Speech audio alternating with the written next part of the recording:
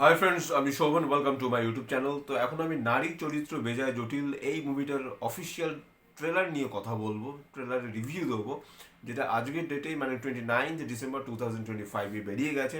সিনেমাটা কিন্তু রিলিজ হচ্ছে 9 জানুয়ারি 2026, আর বেশি দিন বাকি নেই।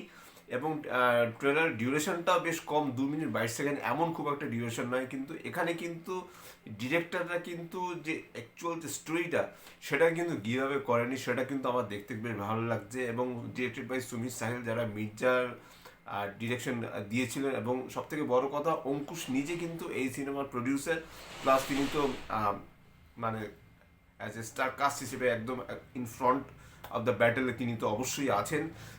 তো একটা কথা কিন্তু পরিষ্কার, যে অঙ্কুশ যে ভালো কমেডিটা যে পুল অফ করতে পারে, সেটা কিন্তু অঙ্কুশ এর আগেও প্রচুর দেখিয়ে দিয়েছে। টেলিভিশন থেকেও কিন্তু অঙ্কুশের একটা ফ্যান ফলোয়ার্স তো আসবেই। প্লাস অঙ্কুশ কিন্তু খুব ভালো যে কমেডি করতে পারে, সেটা কিন্তু সে তার আগের সিনেমাগুলোতেও দেখিয়ে দিয়েছে। ঐন্দ্রিলাকে দেখতে বেশ মিষ্টি লাগছে। এছাড়াও তার মায়ের ভূমিকায় সোহিনী রয়েছে। তা এখানে অঙ্কুশ এমন একটা পাওয়ার পায়, যে পাওয়ারটা হলো যে সে মেয়েদের মনের কথা শুনতে পায়, এবং সেটা শোনার পর কী কী রিয়াকশন হয় সেটা জানতে হলে আমাদের এই 9 জানুয়ারি অবধি ওয়েট করতে হবে। তা আর বেশি দিন মাত্র বাকি নেই।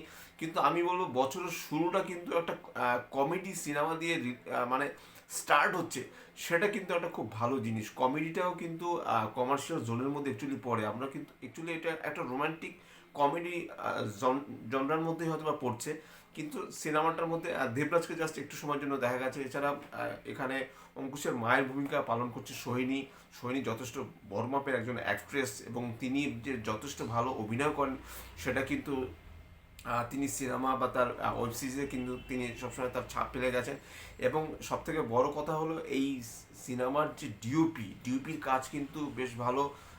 কি ঘড়ই, আমি নামটা এখানে ঠিক একটা মনে করতে পারছি না। আহ, মানে যথেষ্ট চোখের আরাম দেয়, এবং কালার প্যালেট বেশ ভালো। ঈশান মিত্র এই সিনেমার বিজিএম এর দায়িত্বে রয়েছে, মিউজিকের দায়িত্বে রয়েছে। যথেষ্ট ভালো বিজিএম এখানে ক্রিয়েট করা হয়েছে। তার সাথে এডিটারের কাজ কিন্তু সংলাপ ভৌমিকের এডিটারের কাজ হিসেবে সে যথেষ্ট ভালো এখানে ছাপ ফেলেছে।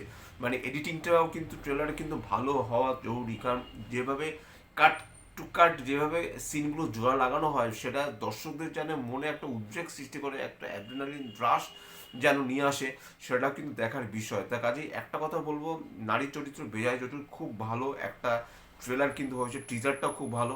এবং একটা জিনিস আপনারা খেয়াল করে দেখবেন, যেখানে অঙ্কুশ একটা শখ খায়, সেখানে কিন্তু শখ খায়ের সিনটা রয়েছে, কিন্তু যে ডায়ালগটা কিন্তু ঐন্দ্রিলা যেখানে বলেছিল, ট্রেলারে কিন্তু সে ডায়ালগটা কিন্তু অফ করে দেওয়া হয়েছে, যেটা কিন্তু খুব ভালো একটা ব্যাপার।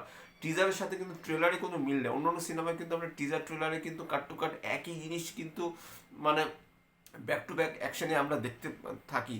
কিন্তু এখানে কিন্তু সেই জিনিসটা কিন্তু দেখায়নি। টিজারের কিন্তু কোনো দৃশ্যই এক্স্যাক্টলি ঠিকঠাক মতো ট্রেলার দেখায়নি। একটা জিনিস দেখানো হয়েছে, সে একটা চড় খায় এবং মা কালীর সামনে সে গিয়ে বসে, এবং তার মধ্যে যে একটা সুপার পাওয়ার চলে আসে, তার ফলে কিন্তু দেখা যায় একটা তার ফলে নিশ্চয় কোনো একটা দুর্ঘটনা ঘটে, একটা ব্লাস্টের একটা আমরা চিহ্ন দেখতে পাই, একটা কারো পুরো হাত আমরা দেখতে পাই। এবং ঐনিলা বলে যে যে তুমি যে এরকম ইমোশন নিয়ে খেলা করতে পারো, সেটা জানা নেই। মানে সিনেমাটা কোনো একটা জায়গায় মানে কমেডি জনরা থেকে হয়তো অনেকটা মানে ইমোশনটা অনেক বেশি প্যাচ আপ হয়ে যায়, অনেক বেশি সিরিয়াস একটা ইমোশন হয়তো বা এখানে কাজ করে হয়তো বা কিছু সময়ের জন্য, এতটুকু বোঝা যাচ্ছে। এবং সব থেকে লাস্টে যে কথাটা নিয়ে আসে, যে চল নবান্নতে যাই, দিদির মনের কথা দিয়ে শুরু করি, সেখানে বলছে দেবরা বলছে না না না। সেই যে ডায়ালগটা মানে এত সুন্দরভাবে দুজনের স্পিচ এত ভালো, অঙ্কুশ এবং দেবরাজের দুজনকে কিন্তু দুজন, এই দুজনের কেমিস্ট্রি কিন্তু ভালো। এবং দেবরাজ অ্যাজ এ অ্যাক্টর হিসেবে কিন্তু যথেষ্ট ভালো। এর আগে কিন্তু বিগত 2 বছর ধরে বল্লভপুরের রাজকথা থেকে বোধহয় তার অ্যাজ এ ডেবু ফিল্ম হয়তো হবে, if I am not wrong. সেখান থেকেই কিন্তু তার কাজ দেখছি ক্রমশ ভালো, এবং তিনি কিন্তু বেশ ভালো চান্সও পাচ্ছেন। এবং হুলিগানিজম বলে যে একটা ব্যান্ড দল রয়েছে অনির্বাণ ভট্টাচার্য, সেখানেও কিন্তু মানে he is a part of them.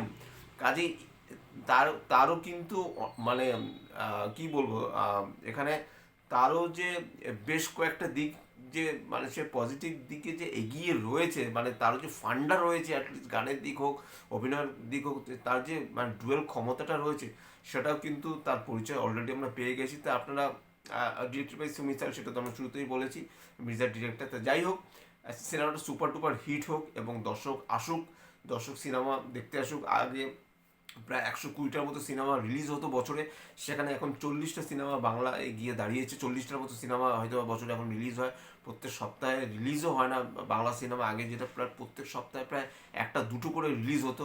কাজেই সিনেমা প্রচুর রিলিজ হোক, বাংলা ইন্ডাস্ট্রি বড় হোক, গড়ে উঠুক, বিশাল বড় আকার নিক, এবং অঙ্কুশের একটা ব্লকবাস্টার হিট দিক, সেটাও চাইবো। কারণ অ্যাজ এ অ্যাক্টর হিসেবে কিন্তু অঙ্কুশ কিন্তু দেবজিতের পরের সারিতেই কিন্তু অঙ্কুশের নাম অবশ্যই আসতে হবে। দারুণ দেখতে, তার অভিনয় ক্ষমতা ভালো, এবং সে কমেডিটা ভালো পুল অফ করতে পারে। সেটা কিন্তু দেবজিতের থেকে কিন্তু তার কমেডি মানে কমিক সেন্স যেটাকে আমরা বলবো, সেটা কিন্তু দেবজিতের থেকে কোনো অংশ কম নয়।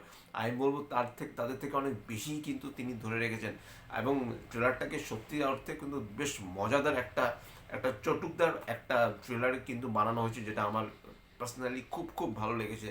তো এটাই ছিল নারী চরিত্র বেজায় জটিল মুভি ট্রেলার রিভিউ বা রিয়াকশন বলতে পারেন। যদি আমার চ্যানেলটা ভালো লাগে থাকে, লাইক, শেয়ার, কমেন্ট এবং সাবস্ক্রাইব করতে ভুলবেন না আমার চ্যানেলকে। ইনস্টাগ্রামের লিঙ্ক, ফেসবুকের লিঙ্ক এবং ইউটিউবের লিঙ্ক আমার ডিসক্রিপশন বক্সে দিয়ে দেওয়া রয়েছে, সেখান থেকেও আপনারা কানেক্ট করতে পারেন। Till tata, love you, bye bye, and good night.